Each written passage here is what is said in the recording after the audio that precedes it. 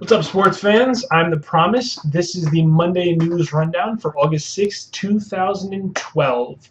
As you can probably see, I have myself a new camera with built-in microphone. So not only is the video quality much better than it was before, the audio quality may or may not be better. I honestly don't know. I won't know until I really encode it and put it up on YouTube for you guys. So I'm going to give it a trial run using the microphone in the camera. If I don't like it, I'll go back to using my old one. I'm still trying to scrap up the funds to buy like an actual microphone so that it sounds as good as I look, because I'm beautiful. So it is the 6th of August, which means the Olympics still have a week to go. And I hope you guys have been watching the Olympics because they've been really fucking cool. It's been a really, really good week and a half of events. Right now we have 63 medals. I believe 28 or 9, let me see. 29 of those are gold. So that's not bad. We're a little under a 500 for gold medals. That's pretty good considering how many medals we have in total. We're second only to China, which not by much though. I think we're only behind them by like 1 or 2 medals per category overall in gold. So let's see if by the end of the week, if we can't catch up to them and be the best, or I don't know, whatever. And if you were watching it, I do hope that you guys watched the women's gymnastic. It was really intense couple hours of television. And I know women's gymnastics doesn't really seem like it's, that intense, but I mean, really, really good performances from everyone who came out and participated in that event. We ended up winning it. Gabby Douglas, fucking champion, went out there and fucking killed it, man. Her floor routine was insane. Giant smile on her face the whole time. It was really, really awesome to watch. And that's not to say she was, above and away the best. I mean, I would say everyone in the top 10, possibly the top, well, definitely the top 5, possibly the top 10. They all went out there and they put their hearts out on the line, and they did what they had to do, and it was really intense. And I mean, it came down to the last score of the event to see who was going to be getting the gold and the silver. And super happy that Gabby won, because she, like I said, she just gave it her all, and she won. So good on her. Michael Phelps has retired from professional swimming. And he picked a pretty good time to do it, since now he's the all-time winningest Olympian. He's got 22 medals, 18 of those are gold. So I mean, that's more than I think Great Britain has won in this Olympics alone in like his lifetime, which is pretty fucking intense.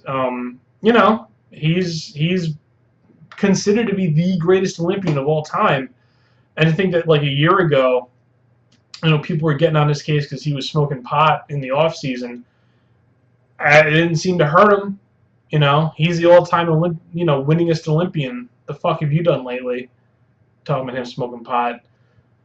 Stupid. And my voice is a little hoarse because I just got done watching the women's semifinal soccer match between the U.S. and Canada, and it was the most intense soccer game I think I've ever watched in my entire life. It was from start to finish, neck and neck.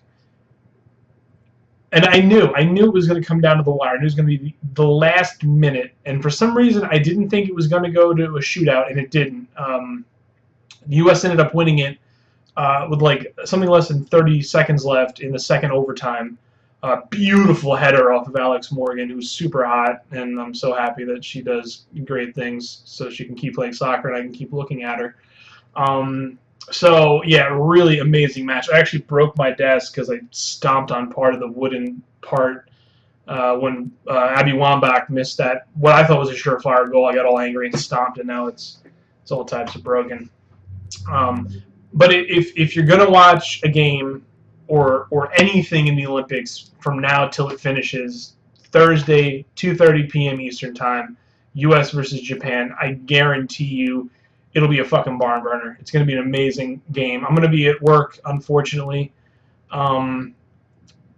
I guess I'll have to either stream it or listen to it. I'm gonna have to participate in some ways. I need to experience this game because it's gonna be awesome. So if you can, Thursday 2:30, check it out. It's gonna be pretty badass.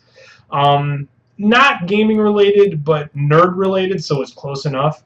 The Curiosity rover has landed on Mars. Now you're like, what the fuck's that, bro? I'll tell you what it is, bro. It's NASA's new robot, and it's on Mars, and it's trucking around doing its thing. And it landed last night. And I mean, its thing really is to find out if Mars ever supported life. And I'm not talking like deers. I'm talking about, you know, potentially like microbial life, very small, very minute. So it's wandering around a bunch of crevices and canyons and craters that could have at one point been lakes, so it can check it out, dig down, see what it can find, any fossilized, fingers crossed, live, living organisms. And really that's just to determine whether life on Earth is as special as some people think it is, or if we're not alone. I mean, myself personally, I don't think we're alone. This universe is far too large and wide in scope for us to be the only living things in it. Will we ever meet someone else? That's up for grabs. I don't know. But let's see what happens on Mars. And what I really, really, really liked about the rover landing was that everyone got into it. And I mean, it wasn't even a U.S. thing. It was a worldwide thing.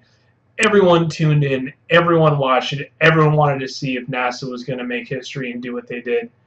And it was really fucking cool. It was really neat. I was playing Orcs Must Die 2 cooperatively, and I had it running in window mode, and I had the live stream of the Curiosity landing on my computer.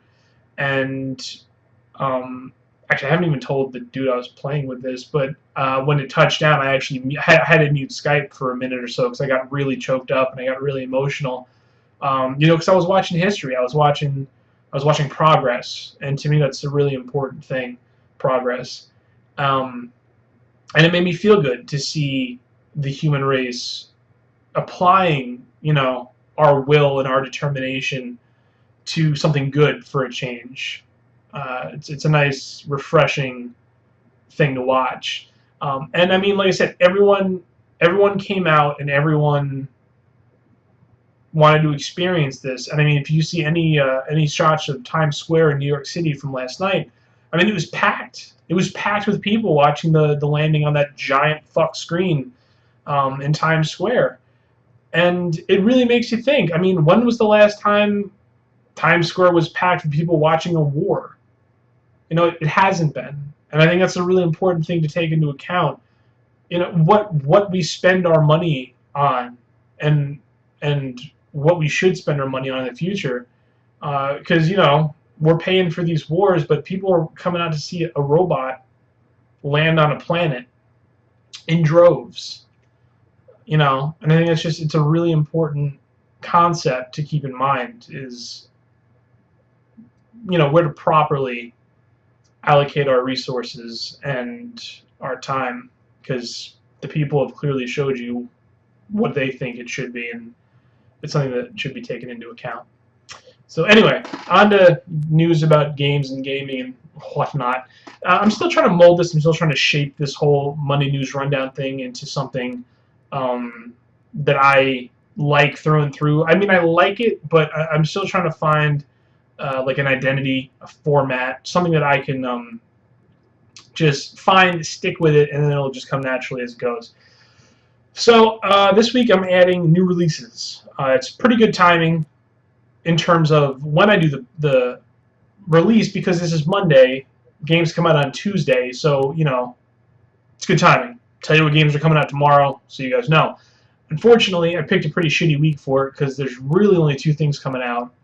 Persona 4 Arena, which is the Persona 4 fighting game, which is actually, from what I've read, been fairly anticipated by most of the fighting game community and the RPG community alike. I mean, Persona is a huge, huge name in the RPG community, and it's supposed to be a fairly good fighter as well. So that's coming out for PS3 and 360 tomorrow. And then there's the matte finish 3DS in red and blue. And matte finish I like more than shiny finish, just because the shiny finish has a tendency to, you know, display fingerprints, any scrapes, grime, damage, stuff like that. I mean, being a handheld system, it's just inviting damage, and I think that the shiny surface really helps to, proliferate that more than it necessarily should. So if I were to buy a 3DS, personally, I'd go with a matte finish. Excuse me. So that's coming out tomorrow as well. Unfortunately, that's it. There's nothing else coming out. Hopefully, I haven't looked ahead, but next week, hopefully, I'll have some more good things to tell you about stuff that's coming out that you can spend your money on. So on to gaming news this time, not releases. World of Warcraft has lost 1 million more subscribers. So within the last, whatever time frame they use to measure this stuff, might be quarterly, I'm honestly not sure. They've lost another 1 million people, which seems like a lot until you consider that, the Old Republic, which was the WoW killer, has less than that as an installed player base now. So they actually lost more people than the Old Republic has. And they're left with 9.1 million people. So I mean, that's more than some countries. Actually, probably more than a lot of countries in this world, in terms of people. So I mean, it's really it tends to get sensationalized because WoW is such a huge entity in the MMO community. But I mean, 1 million people, it's still not really going to kill it at all. By any stretch of the imagination. I mean, especially with Mist coming out. I mean, I know a lot of people kind of gave up on WoW after Cataclysm. I'm kind of one of them. I made my way through Dragon Soul, and then I just kind of called it kaput because I had nothing else to do. Played it for far too long as it was. But I mean, even some features in Pandaria had me weighing options. I'm probably not going to unless I get super bored. I'm technically a WoW subscriber until I think November because I was dumb and bought the D3 Collector's Edition, so I have all that free time backed up on my annual pass. So I'd still have to buy Mists of Pandaria, I think, or maybe they give me that. I don't know. I'd have to look into it, but I may or may not reinstall it. But the point is that a lot of people will reinstall it, if not for the pandas, but for the pet battling system and a lot of the other new features they're putting in to Mists. So I mean, they lost 1 million, but I would be surprised if some of them. I mean, even that 1 million, if some of that didn't come back for Mists of Pandaria, so it's really not that big of a deal. And plus, they're selling 10 million copies of bad games like Diablo 3 anyway, so they're not really hurting for much at all. And I guess the point is that they'll hang in there.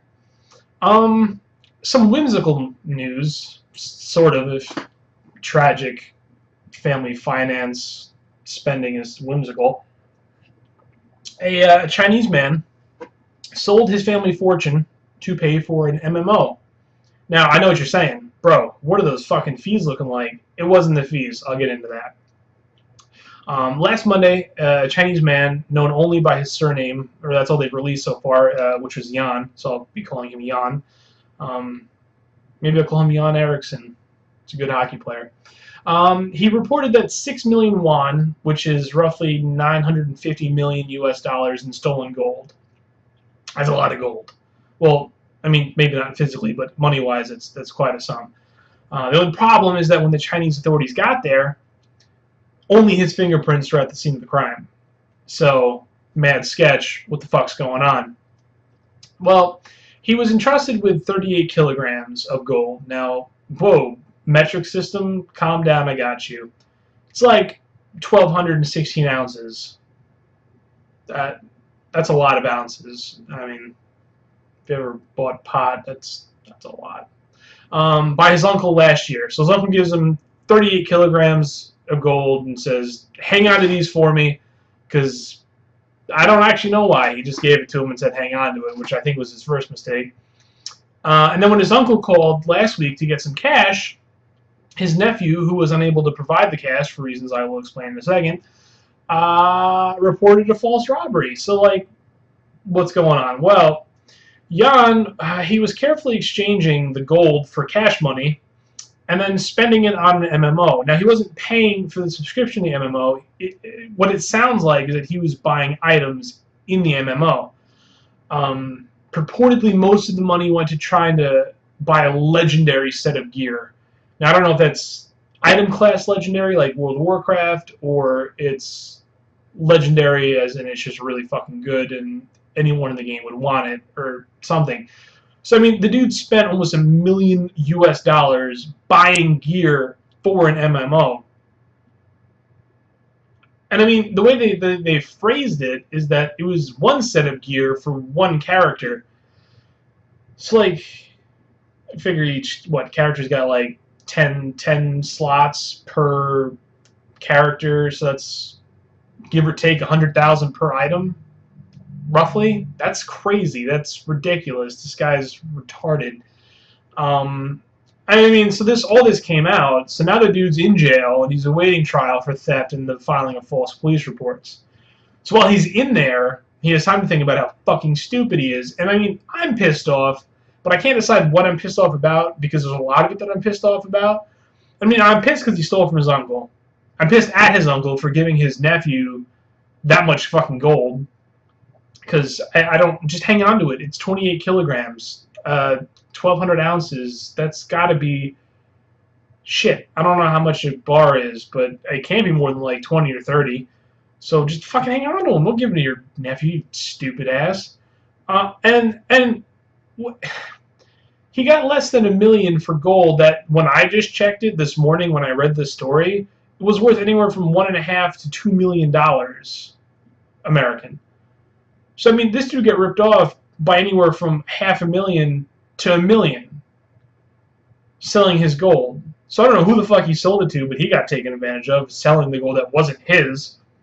And I don't know if I meant that he actually spent it on a video game, or actually this might be what I'm the most pissed off about, is that he only got to the try part of getting that fat loot for that kind of cash. So he didn't actually succeed in buying this legendary set of gear with $1 million.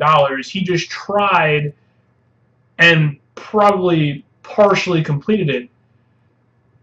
What? With $1 million, you couldn't find yourself a decent enough set of gear to fucking go play whatever shitty MMO you're playing from China? Because you know for damn well sure it's not WoW, it's not SWTOR, it's not Terra, it's not, well, I mean, Guild Wars 2 isn't out yet. You know it's not good. So it's probably some crappy, state-run MMO that's garbage, and you just dropped $1 million on it. Congratulations. Have fun being in jail, being retarded. Whatever. It just is ridiculous. I mean, I played WoW for, give or take like 6 or 7 years, depending on breaks and whatnot. So let's just call it an even 6. Did I spend more money than I should have on WoW? Sure. I mean, faction transfers, server transfers, more faction server transfers, the list goes. Name changes, those two. I spent more than I probably should have. I can, however, tell you that it did not exceed $1,000 in those 6 years, not counting subscription fees. So $1 million? That's just insane. I mean, it's not the game that drove him to do it. It's his fucking noggin. There's something wrong with this guy. And already people are citing it as game addiction. This past week, CNN had a whole article on the pro gaming scene in Korea, which if you haven't experienced it, go check it out on the internet. I mean, if you're a pro StarCraft player, you're pretty much the same caliber as an NBA player in the United States. You're a superstar earning 6-figure salaries and up. Like, you're big, you're super big. And that's their culture. It's all video games. We have sports, they have video games. That's just what they have. And they ran a whole article on whether it was, actually them competing in a sport or if it was just addiction. And I have to assume that it's probably a little bit of both. And I don't think you can really not say the same for sports in America. It's a little bit of both as well. You are competing in a sport, but you're also addicted to it. You play it all the time. You love it. You get paid for it. It's an addiction. You love what you do. You do it all the time. And I don't really think they're necessarily, not cut from the same cloth, but because video gaming has such a negative connotation in American society, it usually gets weighed a little bit differently. And people are already pinning the gaming addiction card on this case, and it only came out this morning. I mean, this is a really late breaking story. And already I'm seeing posts about gaming addiction and what it can do and how it can ruin you. It's not gaming addiction. The game is not what drove him to do this. It's because he's stupid. He's stupid, possibly crazy. I can't confirm that because I don't know him, but I can confirm that he's fucking stupid if you spend $1 million on items in a game for a set you don't even complete. Okay, you're stupid, at the very least. So let's just leave it at that. And call it a day. Moving on, EA is now suing Zynga over copyright infringement. Now, Zynga, I talked about in the last Monday News Rundown because of possible insider trading scenarios that happened before their stock pretty much imploded. As a little update on that story, those firms that I had listed in the last rundown are formally pressing charges against Zynga for insider trading. So that's actually moving along in the terms of legal proceedings. So that's not looking good for Zynga at all. And now EA is bringing a copyright infringement suit to their door. Now, they're bringing it because of the Ville, which is their new social interactive whatever game. I don't even know what the fuck to call them anymore. They're just a dime a dozen. It's pretty much it's The Sims. Okay, that's why they're getting sued. It's The Sims with shittier graphics. I mean that's the long and short of it. It plays just like The Sims. If you've ever played The Sims, you can jump in and play the Ville like that. It'll be fine. And that's where the problem arises. As Maxis general manager Lucy Bradshaw wrote on a blog post, the similarities go well beyond any superficial resemblance. Zynga's design choices, animations, visual arrangements, and character motions and actions, that's way too many ands, lady, come on, you're a fucking general manager, have been directly lifted from The Sims Social. Now, The Sims Social came out late 2011, so it's been on for a little over half a year. The Ville just came out, I think, last month, or the month of June or July, one of the two, I forget. And apparently, as soon as it got unveiled, someone in EA who works on The Sims Social saw it and said, bro, that's our game. And then panties were in a twist all around. It's not looking good. I can tell you that much right now. I've seen some comparison videos and screenshots of some of the specific instances that were mentioned in the court case between the two games, and I mean, it looks like Zynga just pretty much took what the Sims Social had and made it their own, without altering it in any real way. You know, it's the same everything. It's the same animations, the same motions, the same animations. Not the animations of like actually doing the action, but like the thought bubbles and shit, like whatever the Sims do, because they're all mute, and when they do talk, they sound like they're drunk. It's all the same. So it's not looking good for Zynga at all. They really have a lot of explaining to do, on top of their explaining about ripping the company off of hundreds of millions of dollars. Now, I mean, Zynga was going to go quietly. Some guy named Reggie, I mean, it's really the most, he was just some guy named Reggie. He works for Zynga. I can only assume he's either the janitor or the page boy. He fired back, and he said that SimCity Social bears an uncanny resemblance to Zynga's Cityville in almost every aspect. Now, this is SimCity Social, different than the Sim Social, and Cityville, which is different than the Ville, where the Ville is household-centric, focus on a household and the family in the household. SimCity and Cityville focus on the entire city and the management and running of that. Now, he's probably right. He's probably right. I mean, I haven't actually looked at some comparisons between SimCity and Cityville. However, there's the slight problem that SimCity's been doing what it's doing for like 20 fucking years. Just saying. I mean, SimCity started this entire genre. See, I have to call The Sims a strategy game, and it blows my mind that I have to call it a strategy game, because it technically is a strategy game, but it's The Sims. But I mean, SimCity started that genre of strategy games, the city management, or just, I mean, you really just brought it into the management genre of strategy games. I mean, like I said, they've been doing it for 20 years. They've been the mark that is set every time that everyone else tries to either get to or exceed in their entries to the genre. So yes, it probably looks a lot like Cityville. But Cityville probably looks a lot like SimCity. Not SimCity Social, but SimCity, any SimCity. SimCity 2, 3, 4, whatever. The new SimCity 5 that's coming out probably looks a lot like Cityville because that's the genre. It's the same shit. You put buildings down, you put power lines, you plumbing, and then stuff happens, a tornado comes, and then you rebuild it. That's the genre. And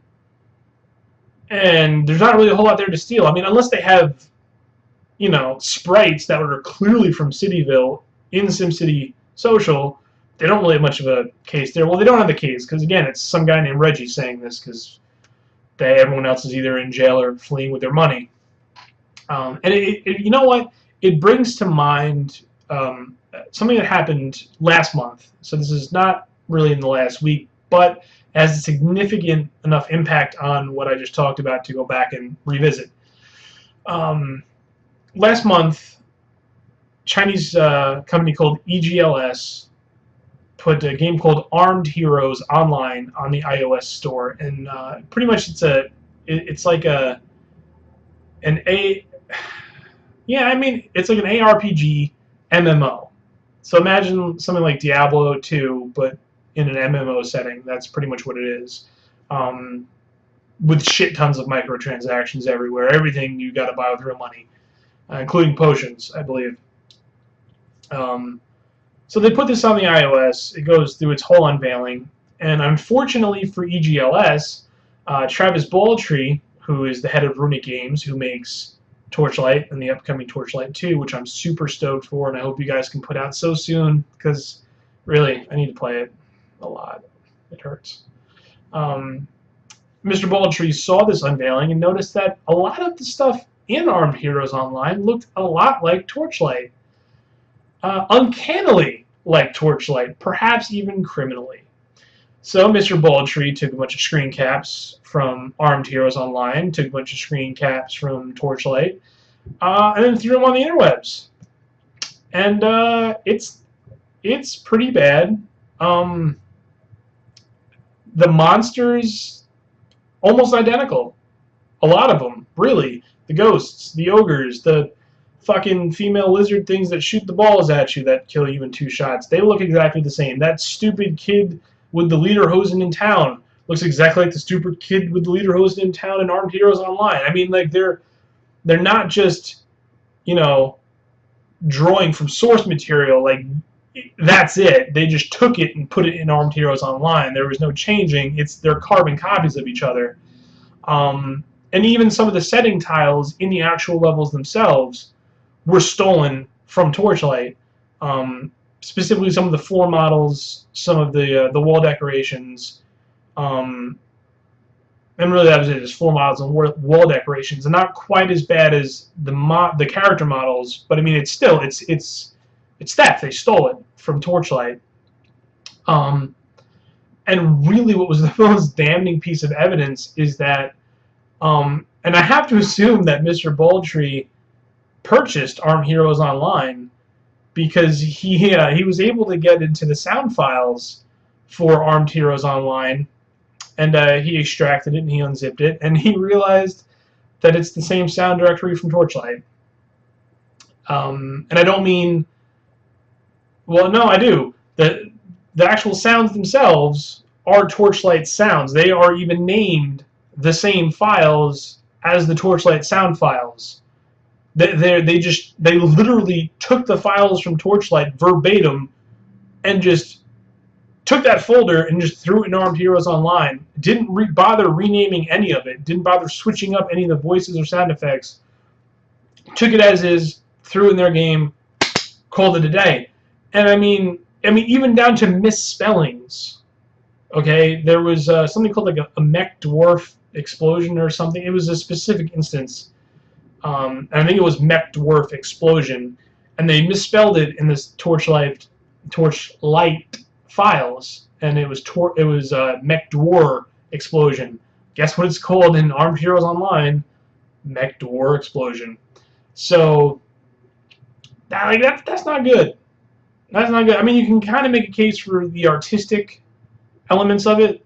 Just say that, oh, you inspired me, you're so awesome. But I mean, you know, when you've really just copied and pasted someone's sound directory into your game, that's bad.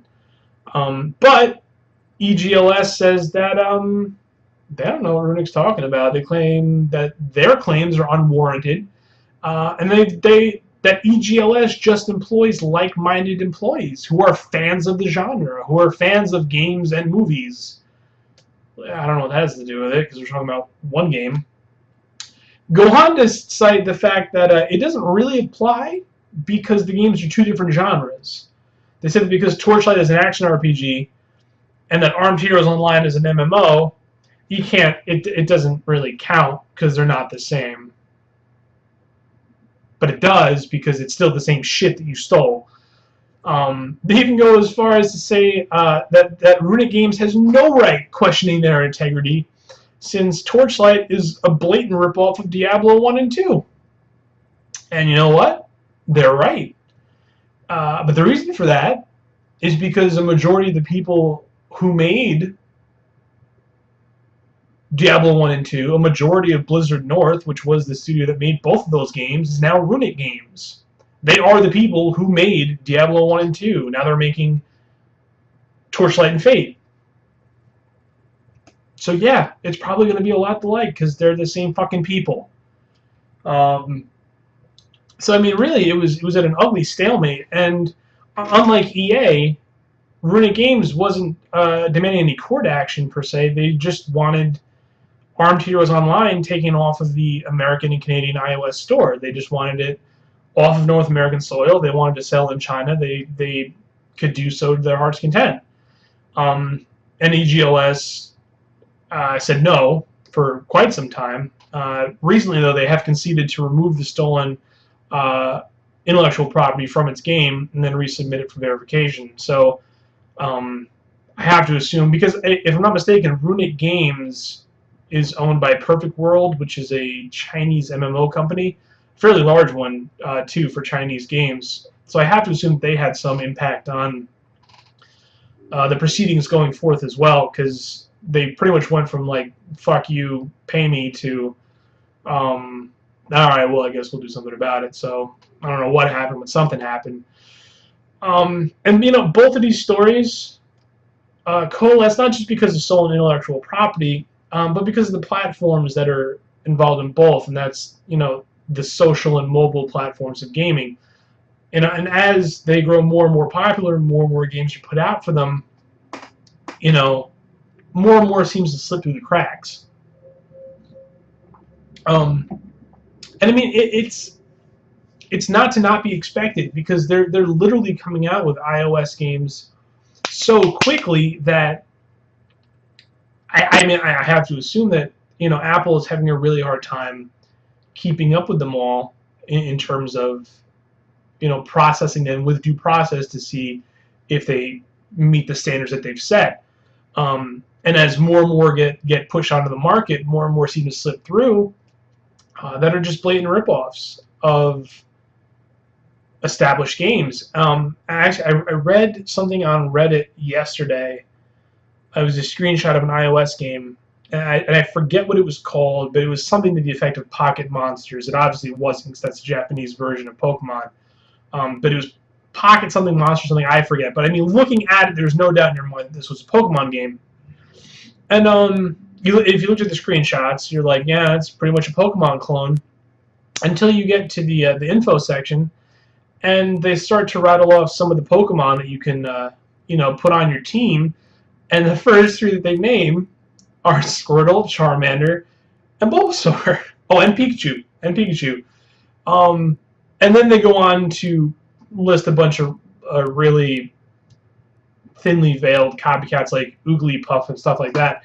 But I mean, really, the first four monsters you list are Pikachu, Charmander, Squirtle, and Bulbasaur? You couldn't come up with anything better than that? You just thought, I gotta write a fucking info, fuck it. Here we go, submit.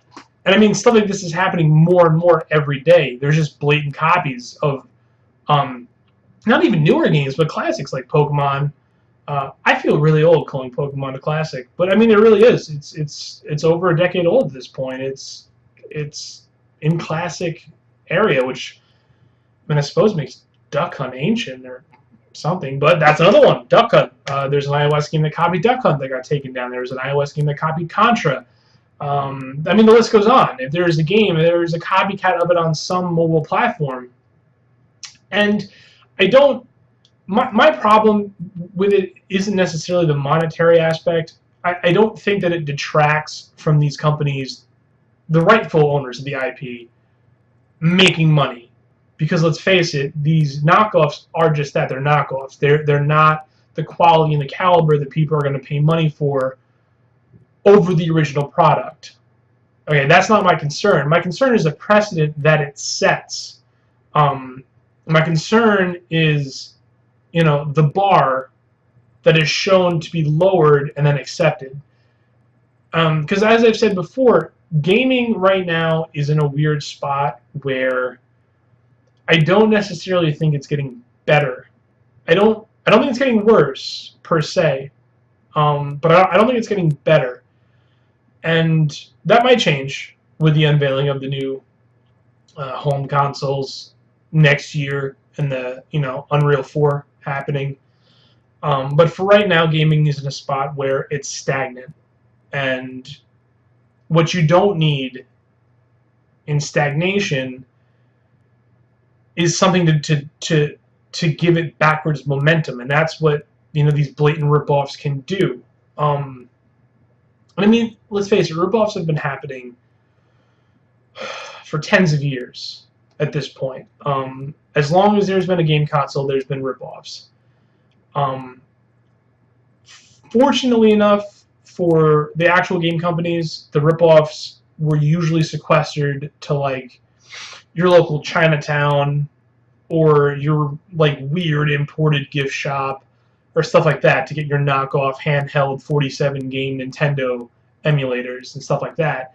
They weren't necessarily widely available, okay, unless you went to a very specific place, a very specific store to get it.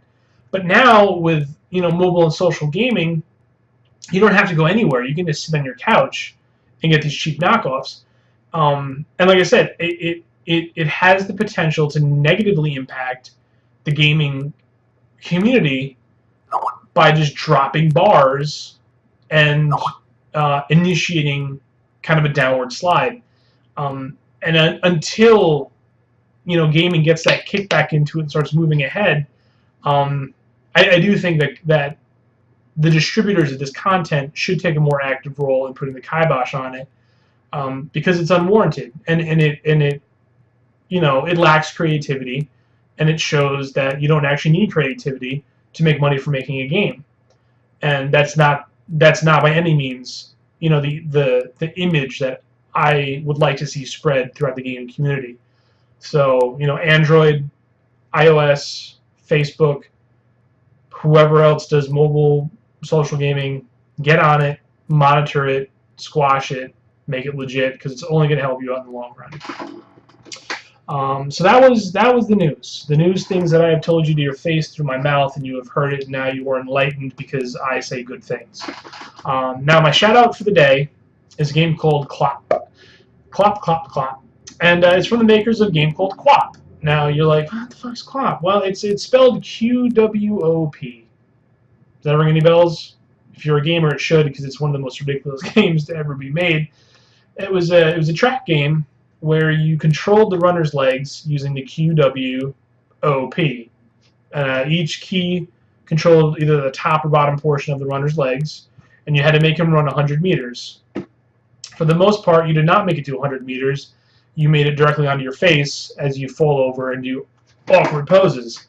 It became a relative internet phenomenon throughout the past year just because of how fucking stupid it was, and also how hard it could be if you legitimately tried to run the 100 meters. Well, Foddy, who made the original QWOP, decided that running wasn't enough for them.